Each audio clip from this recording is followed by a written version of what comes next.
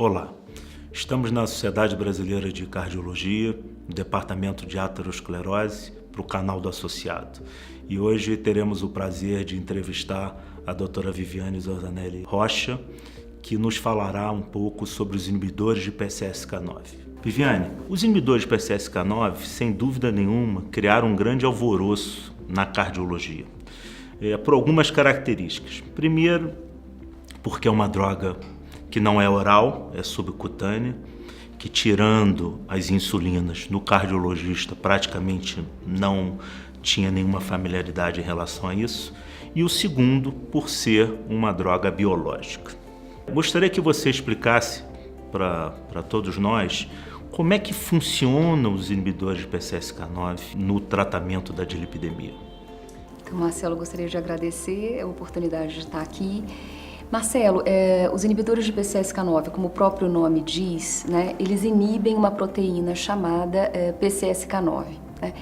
E essa proteína, que é produzida pelo fígado, ela regula a expressão dos receptores de LDL, que são responsáveis pela retirada, pelo clearance das partículas de LDL do sangue. Né? Os cientistas perceberam que quando havia uma quantidade maior dessa PCSK9 no sangue, havia mais colesterol, mais LDL colesterol no sangue. E o contrário também era verdadeiro, com menos PCSK9, havia menos LDL colesterol no sangue. Né? Então foi desenvolvida essa classe de drogas, esses inibidores de PCSK9, que inibindo a PCSK9, permitem que haja uma expressão maior do receptor e aí uma retirada maior do LDL colesterol do sangue, né?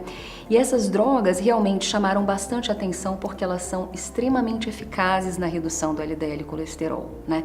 Então elas reduzem entre 50% e 60% o LDL colesterol, isso além daquilo que já foi reduzido, por exemplo, por uma estatina. Eu acho que para pessoas que tratam pacientes que têm o colesterol alto, que têm um risco alto, essas drogas vieram preencher um gap muito grande, né? Porque nós sabemos que, obviamente, a grande maioria dos pacientes é muito bem tratada com estatina, também com ezetimibe em alguns casos, mas existe um grupo de pacientes que ainda ficava com LDL colesterol alto, né?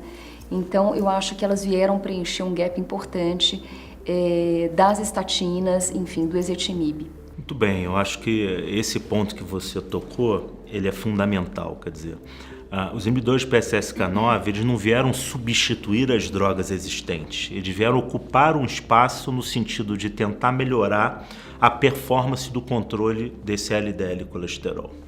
Nós estamos numa fase, e talvez o diabetes seja a maior manifestação disso, dos estudos demonstraram que não é o valor numérico apenas que impacta na qualidade e na quantidade de vida dos pacientes. Quer dizer, essas drogas são muito potentes.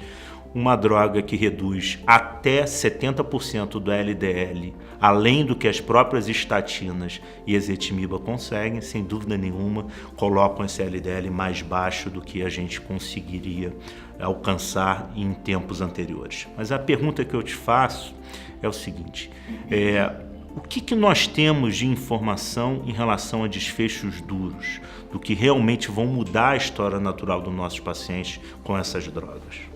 Então, excelente, Marcelo. Eu acho que isso é fundamental, quer dizer, é exatamente o que você falou. Será que baixando o LDL com essa magnitude, né, a gente consegue interferir nos desfechos desses pacientes? E a resposta é sim, né? Existem, na verdade, duas drogas disponíveis comercialmente, o alirocumab e o evolucumab, né? Que são drogas, como você falou, são anticorpos monoclonais, que são dados a cada 15 dias ou a cada mês, né? E uma terceira droga que também esteve sendo testada, mas por uma perda de eficácia com o tempo, que era o bococizumab, ela não está disponível comercialmente. Mas, embora haja duas drogas disponíveis comercialmente, foram 3 estudos principais de desfecho, né? E todos esses estudos conjuntamente mostraram que existe uma redução do risco de eventos cardiovasculares com essas drogas. Então, essa redução adicional de LDL colesterol se refletiu em benefício cardiovascular, né? Os 2 estudos principais, o Fourier e o Odyssey Outcomes, mostraram, respectivamente, em pacientes com aterosclerose crônica, no caso Fourier, pacientes então infartados prévios, com AVC prévio ou pacientes com doença arterial periférica. E no caso do Odyssey Outcomes, em pacientes pós-síndrome coronariana aguda, que o benefício existe e é significativo. Então, uma redução aí em torno de 15% de desfechos duros. De fato, assim, esses estudos mostram que realmente reduzir adicionalmente o LDL colesterol, e nesses estudos o LDL ele era maior do que 70 na entrada, né? Então, reduzir adicionalmente se refletiu em benefícios. É claro que sempre haverá aqueles pacientes que vão se beneficiar mais, né? Então, algumas subanálises mostraram que aqueles pacientes que tinham tido, por exemplo, mais de um evento, né? Então, por exemplo, infartados que tiveram mais de um evento, ou o infarto tem menos tempo, né? Aconteceu há menos tempo, mais recente.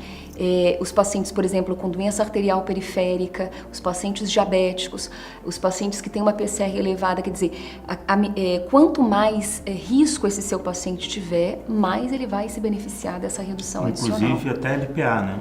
LPA. E, assim, uma meta-análise recente também mostrou que os pacientes que mais se beneficiam são aqueles pacientes que têm um LDL residual mais alto, né? Então, paciente com mais do que 100 de LDL colesterol, né? Então, obviamente, esses estudos mostraram benefício, mas dentro desses estudos existem aqueles pacientes que vão se beneficiar mais. Pegando esse gancho, eu queria saber de você o seguinte: essas são drogas ainda caras para o mundo inteiro, principalmente para um país pobre como o Brasil.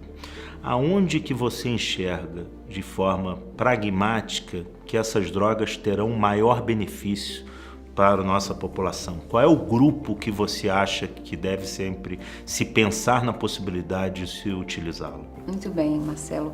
De fato, assim, drogas biológicas são sempre caras, né? A metodologia para manufaturar essa droga realmente é uma metodologia muito cara. Hoje, o que a gente tem? As diretrizes, elas mostram que pacientes de alto risco ou muito alto risco, que se mantém com um LDL colesterol maior do que 70, no caso das diretrizes americanas, ou maior do que 50, na diretriz brasileira, deveriam ter alguma droga adicional, né? Se você usou o ezetimibe e ainda tem valores altos de LDL colesterol, essa droga pode ser considerada. Mas como a gente falou há pouco, né, existem aqueles pacientes que vão se beneficiar mais do que outros, né? Todos eles com um LDL ainda alto, mas existem dentre esses aqueles que vão se beneficiar mais e que, portanto, a droga seria ainda mais recomendada, né, considerando o seu preço. Então, quais seriam esses pacientes? Pacientes, por exemplo, que além de terem tido um evento, tiveram outro evento, quer dizer, mais de um evento cardiovascular, ou por exemplo um infarto, mais uma angioplastia, um infarto e uma revascularização, 2 infartos, um infarto e um AVC, quer dizer, aqueles pacientes que são multivasculares, né? Infarto e doença arterial periférica. Exatamente, quer dizer, combinações AVC de eventos, né? São pacientes de muito alto risco. Quando esses pacientes não conseguem tolerar, né, doses mais altas, doses máximas de estatina, ainda permanecem com LDL muito alto, por exemplo, maior do que 100 principalmente, né? Pacientes que mantêm múltiplos fatores de risco além da própria vasculopatia, então o paciente, além de ter a vasculopatia, ainda fuma, é um diabético, tem uma PCR elevada, quer dizer, tudo isso associado a um LDL principalmente acima de 100, é realmente uma indicação mais forte de você usar. Então, apesar das diretrizes recomendarem para esses pacientes com LDL, quando tiverem um LDL maior do que 70, no caso da diretriz americana, os pacientes que têm um LDL ainda maior do que 100, que têm todos esses fatores de risco, seriam ainda mais beneficiados por uma droga como essa. Então, acredito que seja isso. Viviane, para terminar, eu queria que você tranquilizasse ou não os colegas em relação aos LDLs muito baixos que podem ser alcançados com essas drogas. À medida que elas são muito potentes e reduzem até 70% do LDL, além do que as estatinas e ezetimibe conseguem, alguns pacientes terão seu LDL abaixo de 30, 20, 10 em algumas circunstâncias.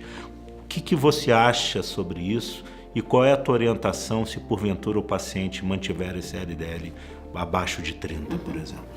Então, Marcelo, acho que essa é uma pergunta bem pertinente, né? Porque realmente existem pacientes que acabam alcançando valores muito baixos de LDL que nunca tinham sido alcançados previamente só com estatina, né? São duas questões, quer dizer, a gente não necessariamente busca esse LDL colesterol, né?